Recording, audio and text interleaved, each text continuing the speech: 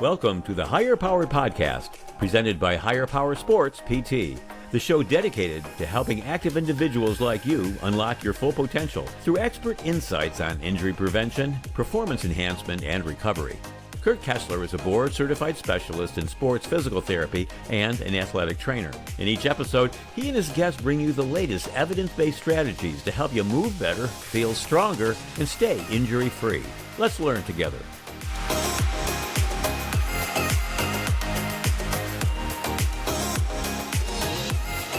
Hey there, everybody. Welcome back to another episode of the Higher Powered Podcast. Today, we're going to talk about stretching. Have you ever felt tightness or soreness in a muscle and your first instinct was to stretch it? Have your parents or grandparents ever told you, you need to stretch every day because if you do, then you won't feel like I do when you get older? We're going to talk more specifically about static stretching or holding a stretch for 10, 20, 30 seconds. I think we have done well to move away from static stretching as it pertains to a warm-up for sports. Or prior to exercise, and we've replaced that with dynamic stretching, which is awesome. That has been great. That has become a lot more common over the last 10 to 15 years. In my role as an athletic trainer, I constantly have people come in and ask, what stretches can I do for X, Y, and Z? Or, I think I just need to stretch more. As athletes, we have pain, and we automatically think to stretch it. But what does stretching actually do? Well, it improves blood flow and circulation, which promotes pain relief. It increases serotonin levels, which improve mood and stress relief. And it releases endorphins, which help with pain relief and stress reduction. But here's why stretching is rarely the answer. It takes 8 weeks of consistent stretching to actually change a muscle's length. Most people that do stretches are not stretching consistently for 8 weeks, yet they still find some relief along the way. So in that case, the shortened muscle was not actually the problem. There are different ways that a muscle can feel tight, and stretching is only really the answer for one of them. And we'll dive into those now. I'm going to talk about 3 different ways that we can perceive tightness. The first is tone. This is when a muscle is on or activated. It's like a light switch being stuck on. You can't turn it off. So that muscle ends up with higher tone and it starts to feel tight. The muscle is overworking. It could be that the muscle can't meet the demands of the activity that you're doing, as in it's not strong enough or stable enough. The example I give is myself as a high school soccer player. Over the summer, I was not strengthening properly, nor was I consistently kicking a soccer ball with a lot of reps. So every preseason, I would have to punt 100 times throughout the course of preseason, or take 100 goal kicks, or even just passing the ball over and over again throughout the course of the preseason, and I would end up with a right hip flexor issue because my hip flexors were not strengthened or conditioned for the demands that I was placing on it. Think about it like this. If you take a vacation and there is no one to cover your work, you return from your vacation or your relaxed state, and then you have to jump back into double the amount of work or extra work. You are going to feel very stressed or overworked. Another reason could be changes in movement patterns that are causing the muscle to work more than otherwise. Could be residual from a protective mechanism of injuries, muscular imbalance, or some combination of those. We treat this with specific techniques to calm the muscle, the nervous system, and kind of help it turn off a little bit. For this, I tell people, imagine you're doing a group project in school and your group members are not doing the work that they were assigned, so you have to do extra work to make up for their efforts. You would start to get cranky and irritable too, just like the muscle. The next reason people feel tight is what we call stiffness.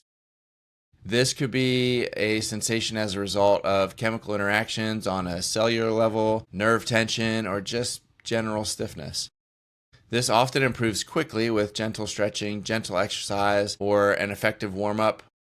When you think about like mobility work that people do in the gym prior to lifting, this is something where with that just little bit of stiffness, just getting it to move and that little stretch or that little bit of back and forth movement before you go into exercise and then it starts to feel better, that's the sensation I'm talking about. It usually lasts for a very short amount of time and it improves with movement. And the last reason a muscle could feel tight is that the muscle's actually shortened. The body adapts to stress that is placed on it over time. The easy one here is think about posture. Someone who sits at a desk all day likely assumes the posture of shoulders rounded forward, neck extended, or your hips are sitting in a shortened position from sitting for so long. These repetitive patterns will shorten the muscles over time, or the muscles that are in the shortened state for a long period of time, they will become shorter over time. These repetitive patterns will shorten the muscles over time unless training takes place to provide balance. To restore the muscle length, you would need a prolonged program. I mentioned at the beginning it takes about 8 weeks to change the actual length of muscle. You would need a prolonged program of at least 8 weeks for the muscle to adapt to those new stresses to allow them to stretch out. Have you ever thought, though, that stretching could be more harmful than helpful? It's true in some cases, and here's why. Stretching muscles with high tone. This is the muscles, I made the light switch analogy, where the muscles are just on and you can't get them to turn off. Stretching those types of muscles or those muscles in those situations are only going to exacerbate symptoms. You'll feel better in the very short term, and then you'll notice that the pain actually increases afterwards. Think of like a tug-of-war. The rope is stretched, you're pulling in one direction, so then it will end up pulling harder in the other direction. It's not a perfect analogy, but hopefully it gets the point across. Stretching muscles that don't need to be stretched can create temporary instability. There is some research to suggest that stretching can improve balance and proprioception, but I'm not sure if that is short-term or long-term. The research that I was looking at didn't really specify. But if you are trying to stretch a muscle that is already lengthened, or if it lacks that stability, you are really just adding to that instability, at least in the short term after that stretch is applied.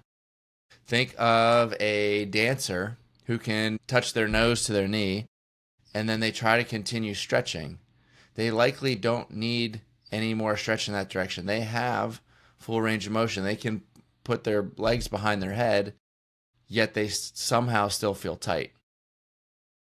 So how do we address each of these issues? How do we address each of these different ways that we can feel tight? If the issue is increased tone, then we like to do what's called a PIR technique, a post-isometric relaxation. So I'll demonstrate with my finger here.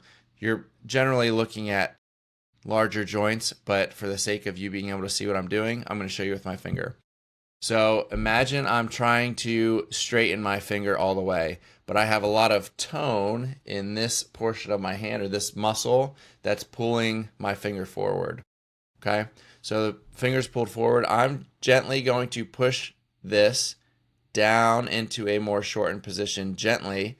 It doesn't have to be like 100% effort. I usually tell people about 20% effort for 5 seconds, maybe 10 seconds max.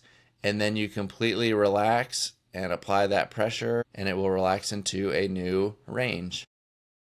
We do that again, about 20% effort, hold, and then relax, and then it can move into a new range. That's what it means, a post-isometric relaxation. The isometric is where you're contracting the muscle, where it's not moving, but it's still contracted, and then it relaxes into a nicer range of motion. So for instances where you have a lot of range of motion, like the dancer I just mentioned, that person does not need stretching. They need strength and stabilization in those stretch positions. That is the tight feeling where the muscle doesn't have good strength or control at that range of motion, and therefore you will perceive it as tightness when really it's the muscle trying to give a light contraction to produce a little bit of stability. Another thing you would likely find with someone in this category would be their passive range of motion, or the amount of motion they have when someone else moves them or when they're not actively moving is greater than their active range of motion, meaning they can passively stretch that muscle or joint further than they could actively move it on their own. There are a lot of ways to address this, and depending on the body part we're talking about would determine the exercise or the intervention. But basically looking to strengthen through lengthened positions.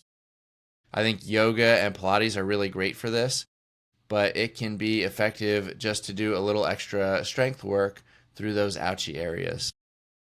But before anybody goes out and hurts themselves, I would highly encourage just getting some guidance so that you do it appropriately.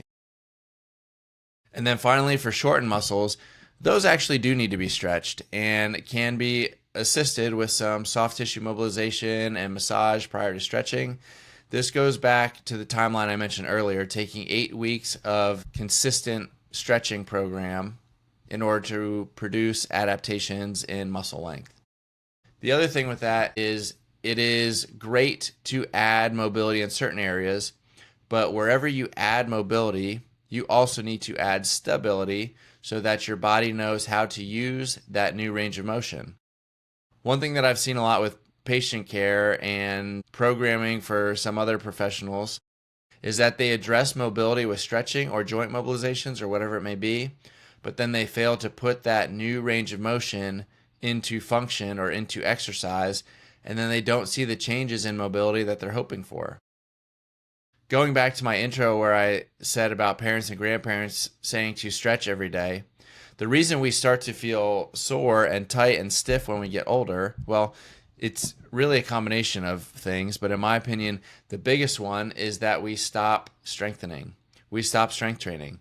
Don't get me wrong, we need to have the range of motion available first, but if we don't strengthen through it, our body's not going to use it, and then we will end up moving differently, and that's part of the reason why it usually does not feel great to age. My takeaways here for this episode. Number 1, stretching is not the answer for all tightness. Number 2, stretching, when it's not indicated, can actually be a little bit more harmful than helpful. And number 3, strengthening through muscle lengthened positions may be the most optimal way to create the adaptation that you're looking for. Just a quick disclaimer here. I am not saying that stretching is bad. There are a lot of benefits to stretching. But if you are having these questions, or if you're having these issues and are not having any luck solving them, you should really reach out to a professional that you know and trust to get a little bit of guidance. That's going to do it for today's episode. Thank you all for listening. If you would like to find ways to connect, you can always find them in the show notes or find me on Instagram at Higher Power Sports PT. And we'll see you next time. That's a wrap for today's episode of the Higher Powered Podcast, presented by Higher Powered Sports PT. We hope you gained valuable insights on how to stay strong, move better, and prevent injury, all backed by expert knowledge in sports physical therapy and athletic training. If you enjoyed today's episode, don't forget to subscribe, rate, and review. Your support helps us bring more evidence-based tips and strategies to active individuals just like you. For more resources or to connect with us, head over to hpsportspt.com. That's hpsportspt.com. Remember, you've got the power to perform at your best. Keep training smarter, recovering faster, and living stronger. Just a reminder that the content shared in this podcast is for informational and entertainment purposes only. It should not be considered medical advice. Always consult with a qualified healthcare professional before making any changes to your health or treatment plan. Thanks for tuning in. We hope to see you next time on the Higher Powered Podcast.